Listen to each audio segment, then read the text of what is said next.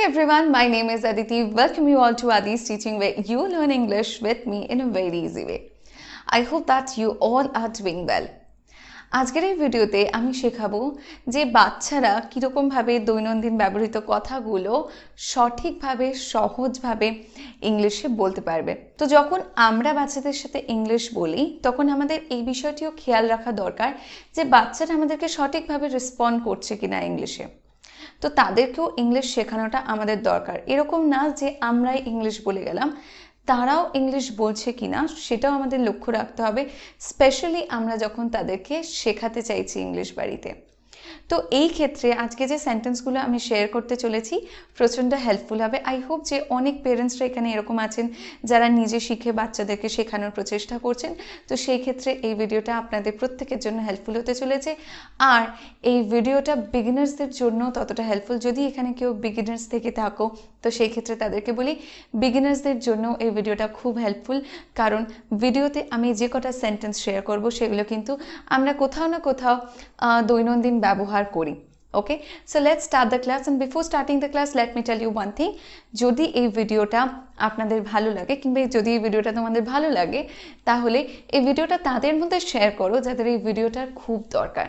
As I always say, remember, sharing is caring.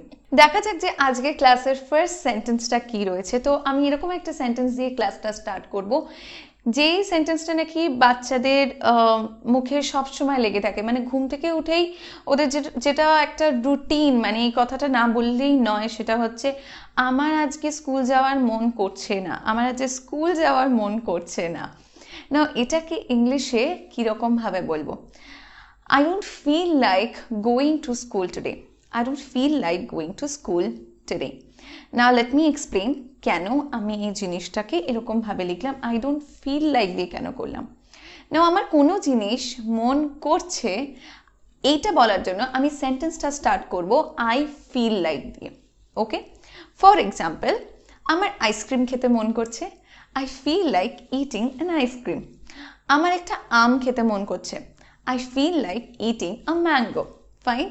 Now আমার কোনো জিনিসে মন করছে না, আমি সেন্টেন্সটা স্টার্ট করব I don't feel like দিয়ে। ওকে, যেরকম আমার আম খেতে মন করছে না, I don't feel like eating mangoes. So easy, right?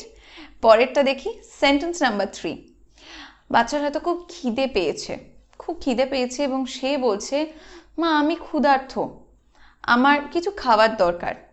মা আমি ক্ষুধার্ত, আমার কিছু খাবার দরকার। তো আমি ক্ষুধার্ত এটাকে ইংলিশে কিভাবে বলবে? Mom I am hungry. Mom I am hungry, আমার কিছু খাবার দরকার। I need some food. I need some food. কিংবা এই ক্ষেত্রে যদি বলে আমাকে কিছু খেতে দাও, তো এই ক্ষেত্রে এটাও বলা যায় give me something to eat. Mom I am hungry, give me something to eat. বাচ্চার হয়তো এবার পেটে যন্ত্রণা করছে, খুব খিদে পেয়েছে, এসে বলছে আমার খাবার দরকার। তো বলছে মা আমার পেটে যন্ত্রণা করছে, আমার খাবার দরকার। Mom my stomach hurts. My stomach hurts. I need food. I need food. Okay, my stomach is hurting বলবো না, আমি বলবো my stomach hurts. Is hurting কিন্তু বললে মানেটা অন্য হয়ে যাবে, পেট যন্ত্রণা করছে বোঝাতে মাই স্টামাক হার্টস বলবো। ওকে, নাও পরের সেন্টেন্সটা দেখি। বাচ্চা হয়তো ব্রেকফাস্টের জন্য রেডি, এসে বলছে আমি ব্রেকফাস্টের জন্য ready. I am ready for the breakfast. I am ready for the breakfast. না, বাচ্চাদের একটা স্বভাব থাকে যখন তাদের খিদে পায় তারা রান্নাঘরে গিয়ে মাদের পিছনে পোক করতে থাকে যে মা কখন খেতে দেবে, কখন খেতে দেবে, আমার খুব খিদে পাচ্ছে। এবার মা হয়তো তাকে বকেছে, সে বলছে আমি ব্যাঘাত ঘটানোর জন্য দুঃখিত। আমি ব্যাঘাত ঘটানোর জন্য দুঃখিত। তো এটা কীরকমভাবে বলবে? I am sorry to interrupt you. I am sorry to interrupt you. রান্নাঘরে গিয়ে বাচ্চারা অনেক সময় এরকম প্রশ্ন করে এতে কতক্ষণ সময় লাগবে, মানে রান্নাটা তৈরি হতে বা রান্নাটা শেষ হতে কতক্ষণ সময় লাগবে, কারণ সে ওয়েট করে যে সে কতক্ষণে খাবে। তো এতে কতক্ষণ সময় লাগবে এই প্রশ্নটা কীরকমভাবে করবে? এই প্রশ্নটা এভাবে হবে how long will it take. How long will it take. যে কোনো কাজে যখন আমরা জিজ্ঞাসা করছি যে এতে কতক্ষণ সময় লাগবে, তখন আমরা এই প্রশ্নটা করব, how long will it take. তো পরের সেন্টেন্সটা দেখি, আমি যদি পাখি হতাম। তো বাচ্চারা অনেক সময় এরকম অনেক ইচ্ছা প্রকাশ করে যে আমি যদি পাখি হতাম তাহলে কত ভালোই না হতো, দুটো ডানা থাকতো, আমি উঠতে পারতাম। আমি যদি পাখি হতাম, এই কথাটা ইংলিশে কীরকম ভাবে বলবেন? I wish I were a bird. I wish I were a bird. প্রশ্নটা হলো, আই এর পর কি কখনো ওয়্যার বসে? আমি কি তাহলে ভুল বলছি? আই এর পর কি তাহলে ওয়াজ বসানো উচিত?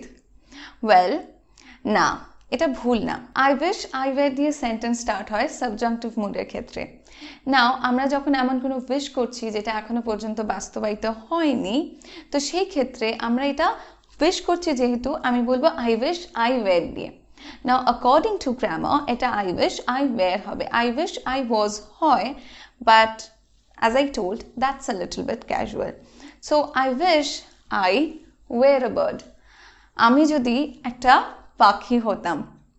নাও এরপরে হয়তো বাচ্চা বলছে যে আমি যদি তাদের সাথে থাকতে পারতাম, আমি যদি তাদের সাথে থাকতে পারতাম, এটা কীরকমভাবে বলবে? তো অনেক সময় হয় যে বন্ধুরা হয়তো খেলছে, বাট বাচ্চা হয়তো বাড়ি চলে এসছে, তো সেই ক্ষেত্রে বলছে আমি যদি তাদের সাথে থাকতে পারতাম। তো এই কথাটা সে বলছে, I wish I could stay with them. I wish I could stay with them.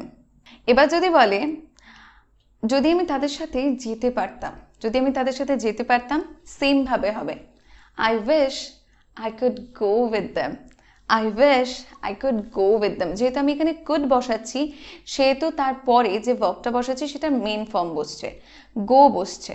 Okay, I could stay বসছে, স্টে বসছে, গো বসছে। যেহেতু আমি কুড বসিয়ে দিচ্ছি, এটা মোডাল ভার্ব হয়ে যাচ্ছে, তারপরে ভার্বটা কিন্তু তার মেন ফর্মে বসবে। ফাইন। নাও বাচ্চা হয়তো বলছে, মা তুমি কি আমাকে ড্রয়িং বুকটা পাস করে দিতে পারবে? Mom can you please pass me the drawing book? Mom can you please pass me the drawing বুক।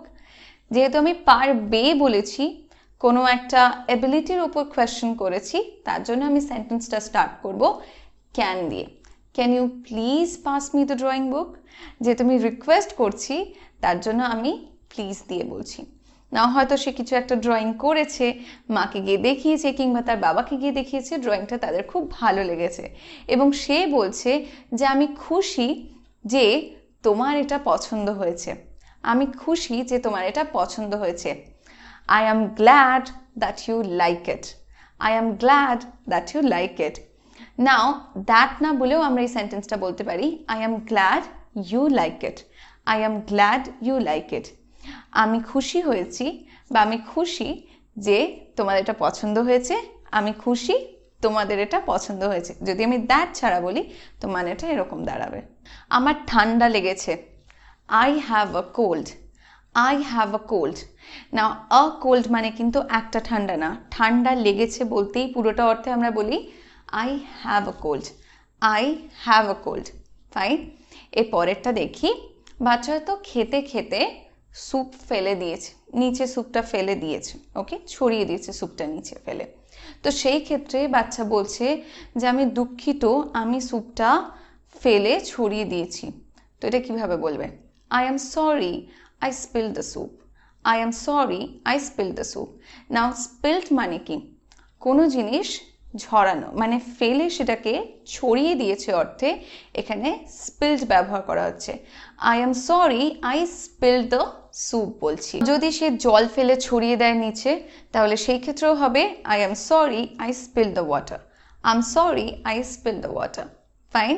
নাও এবার হয়তো বাচ্চাকে তার বাবা বকেছে। তো বাচ্চা বলছে যে বাবা আমাকে বকেছিল, বাবা আমাকে আর ভালোবাসে না। এটা তো একটা খুব সাধারণ কথা, লেগেই থাকে, একটু বকলেই কেউ তাদেরকে আর যেন ভালোই বাসে না। তো বাবা আমাকে বকেছিল, বাবা আমাকে আর ভালোই বাসে না, এটা কিভাবে বলবো? বকেছিল। নাও বকা ইংলিশ হচ্ছে স্কোল্ড। যখন বকেছিল হবে হয়ে যাবে স্কোল্ডেড। Father scolded me. বাবা আমাকে বকেছিল, ফাদার স্কোল্ডেড মি। যদি আমি বলি বাবা আমাকে গতকাল বকেছিল, ফাদার স্কোল্ডেড মি ইয়েস্টারডে। এরপর আমি বলছি বাবা আমাকে আর ভালোবাসে না, father doesn't love me anymore. doesn't love me anymore. doesn't বসাবো কেন, don't কেন বসাবো না? Father third person singular number, তার জন্য আমি এর পাশে doesn't বসাবো। আর যখন আমি doesn't বসাবো তারপরে যে ভার্বটা বসবে সেটা কিন্তু তার মেইন ফর্মে বসবে, লাভ হবে, loves হবে না।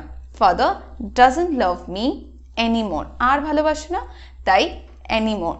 ওকে না, অনেক সময় বাচ্চারা রাতে ভয় পেয়ে যায়, তো সেই ক্ষেত্রে বাচ্চাটি বলছে যে আমি গতকাল রাতে ভয় পেয়ে গিয়েছিলাম। I got scared last night. I got scared last night. নাও যখন তাকে প্রশ্ন করা হচ্ছে কে ভয় পাইয়েছিল তোমায় বা তুমি কিসে ভয় পেয়েছিলে, তখন সে বলছে বাবা আমাকে ভয় পাইয়ে দিয়েছিল, বাবা আমাকে ভয় পাইয়ে দিয়েছিল। Father scared me. Father scared me. ওকে, ভয় পেয়ে গিয়েছিলাম অর্থে তো আমি বললাম I got scared, কিন্তু আমার ভয় লাগছে এইটা আমি কিরকম ভাবে বলবো? আমার ভয় লাগছে I am scared. I am scared. I am scared. নাও যেহেতু তার বাবা তাকে ভয় পাইয়ে দিয়েছে, এখন হয়তো সে তার বাবার সাথে আর কথা বলতে চায় না, খুব ভয় পেয়ে গেছে, সে আর বাবার সাথে কথা বলতে চায় না। তো সেই ক্ষেত্রে সে বলছে যে আমি তোমার সাথে আর কথা বলতে চাই না, আমি তোমার সাথে আর কথা বলতে চাই না। I don't want to talk to you anymore. I don't want to talk to you anymore. আমি তোমার সাথে আর কথা বলতে চাই না। আর যদি সে বলে আমি তোমার সাথে কথা বলতে চাই না, I don't want to talk to you. I don't want to talk to you. বা অনেক সময় যদি বলে তোমার সাথে আমার আড়ি, তোমার সাথে আমার আড়ি মানে কখন আমরা আড়ি করি, যখন আমরা কারোর সাথে আর কথা বলতে চাই না, তো সেই ক্ষেত্রেও এটা হবে I don't want to talk to you. I don't want to talk to you. ওকে, চলো ভাব করে নি, চলো ভাব করে নি। Let's be friends again. Let's be friends again. Let's be friends again. ওকে, পরের সেন্টেন্সটা দেখি। বাচ্চা হয়তো বলছে আমি মাকড়সায় খুব ভয় পাই, আমি মাকড়সায় খুব ভয় পাই। কিভাবে বলবে? I am afraid of spiders. I am afraid of spiders. যেহেতু একটা মাকড়সায় না, মাকড়সা পুরো সমগ্র শ্রেণীটাকে বোঝাচ্ছে যে আমি সব মাকড়সাদের ভয় পাই, সেই হেতু এখানে হচ্ছে I am afraid of spiders. আমি কিন্তু বলছি না আমি ওই মাকড়সাটায় ভয় পাই। যদি আমি এরকম বলতাম যে আমি ওই মাকড়সাটায় ভয় পাই, I am afraid of the spider. আমি যদি নির্দিষ্ট করে কোনো একটা মাকড়সা দেখিয়ে বলি যে আমি ওই মাকড়সাটায় ভয় পাই, I am afraid of the spider.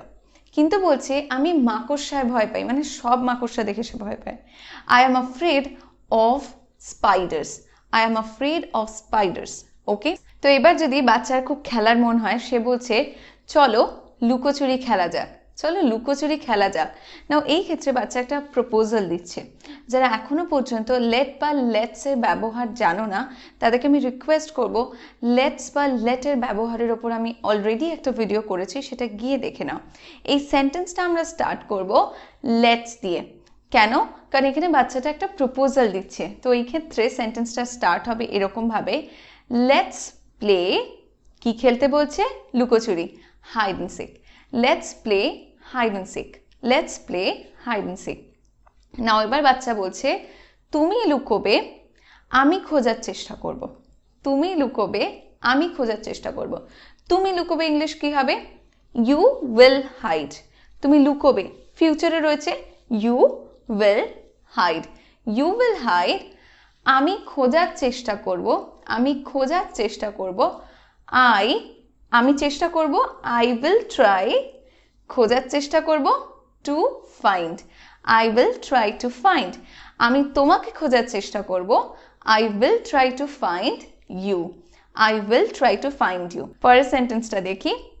অনেক সময় বাচ্চারা এরকম জেদ করে যে আমাকে একটা চকলেট কিনে দাও, আমাকে একটা চিপসের প্যাকেট কিনে দাও। তো আমাকে একটা চকলেট কিনে দাও, এটা কিরকম ভাবে বলবে? Please get me a chocolate, please get me a chocolate. Now এই ক্ষেত্রে গেটের ব্যবহার কেন হলো? গেট মানে হলো এখানে কিনে দেওয়া, so please get me a chocolate মানে আমাকে একটা চকলেট কিনে দাও। ওকে, যদি বলে আমাকে একটা চিপসের প্যাকেট কিনে দাও, please get me a packet of chips, please get me a packet of chips. আমাকে ওই পেন্সিল বক্সটা কিনে দাও, please get me that pencil box, please get me that pencil box. Okay, আমি কি এখন কিছু বলতে পারি? Can I say something now? Can I say something now? Again, আমি পারি বলেছি, তাই আমি ক্যান দিয়ে কোয়েশ্চেনটা স্টার্ট করেছি।